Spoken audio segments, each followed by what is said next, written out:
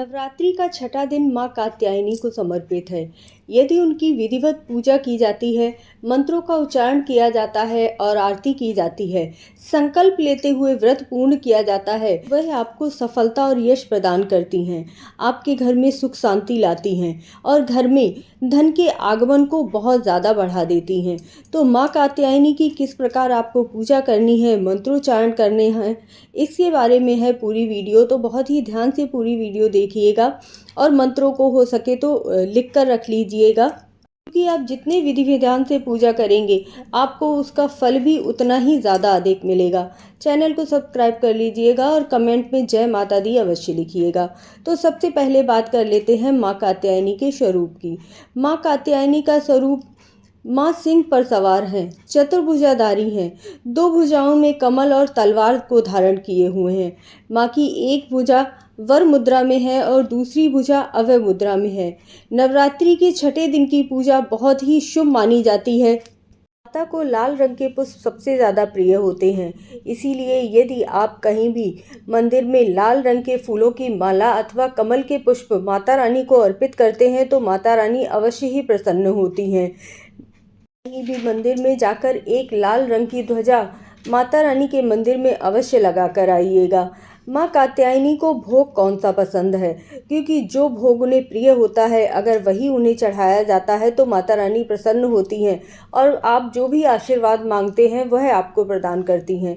माता रानी को शहद सबसे ज़्यादा प्रिय है, अतः आप इस दिन शहद का भोग लगाइएगा। अगर हलवा बना रहे हैं तो उसमें भी आप शहद डालकर बना सकते हैं। विशेष उपाय भी आप कर सकते हैं। यदि आप हवन कर रहे हैं तो सफ़ेद तिल में थोड़ा सा शहद मिलाकर हवन में समर्पित कर सकते हैं, क्योंकि हम जब भी हवन करते हैं तो वह सारी सामग्री माता रानी को ही समर्पित होती है। हवन किए बिना कोई भी पूजा पूर्ण नहीं होती है। तो जब आप सफ़ेद तिल में, काले तिल नहीं लेने हैं, ये ध्यान रखिएगा, सफ़ेद तिल में थोड़ा सा शहद मिलाकर आपको हवन करना है।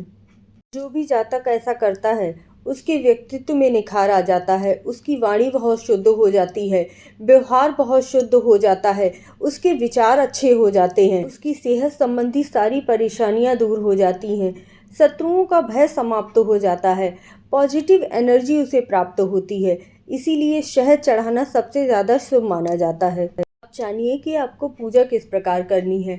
अभी तक आपने मेरे चैनल को सब्सक्राइब नहीं किया है तो कर लीजिए और कमेंट में जय माता दी अवश्य लिख दीजिए। माता की चौकी लगाई होगी और घट स्थापना भी अवश्य ही की होगी।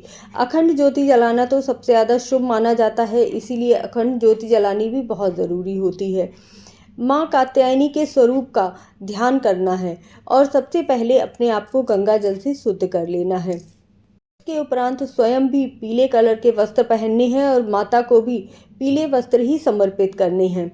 माता को रोली, कुमकुम, सिंदूर आदि से तिलक करने के उपरांत माता को भोग लगाना है। आप 5 प्रकार के फल तथा 5 प्रकार की मिठाइयाँ भी भोग में लगा सकते हैं और 1 कटोरी शहद का भोग लगाइएगा।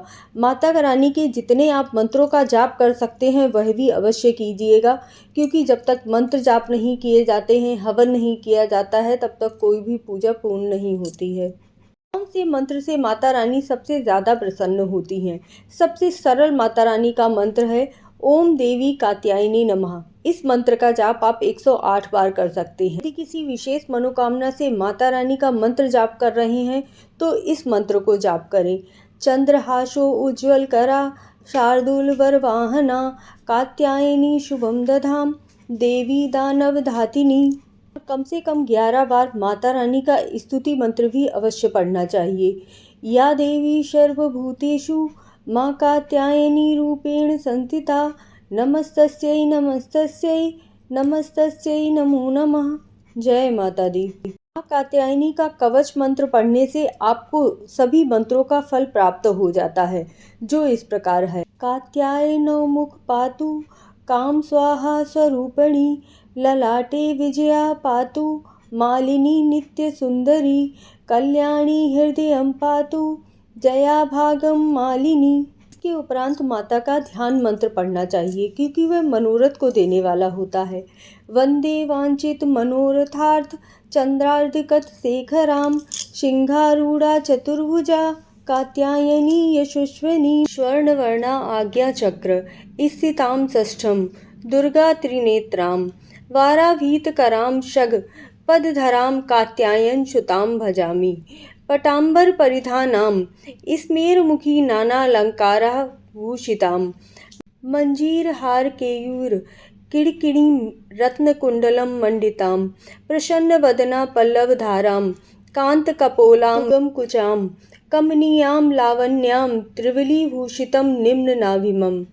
इस प्रकार से माता रानी का ध्यान करते हुए और माँ कात्यायनी की आरती उतारते हुए जय जय अम्बे जय कात्यायनी मंत्र का जाप करते हुए जो भी आपने प्रसाद चढ़ाया है उसे अपने परिजनों में और गरीब बच्चों में वितरित करने के उपरांत अपने व्रत का संकल्प लेना चाहिए और पूरे दिन माँ कात्यायनी का व्रत रखने के उपरांत ही व्रत पूर्ण होता है। माता रानी आप पर विशेष कृपा करें।